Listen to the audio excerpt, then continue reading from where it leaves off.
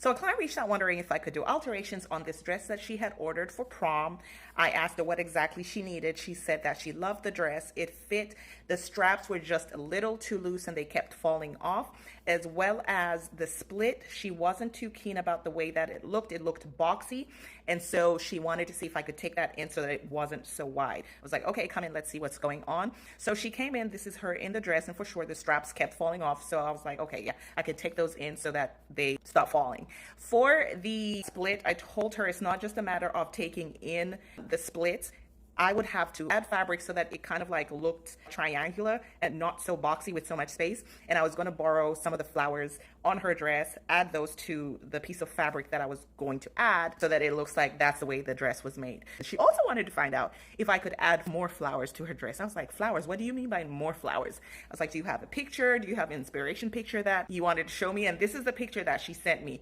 So I was like, oh, okay, the 3D petals. And she was like, yeah.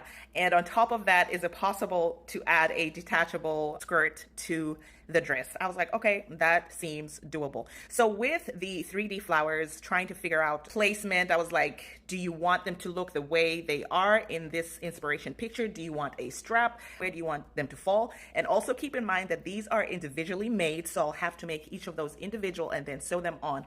That is time, and that is going to raise your budget. So after discussing with her mom and her sister, they kind of decided, okay, let's focus on the tulle skirt. This one looks like it was made out of a soft tulle, something just more quality above your regular tulle. And so I was like, okay, let's talk about color. Do you want it as an exact match, or do you mind if there is a little bit of a contrast? Her and her family were like, they wanted something as close to her dress as possible.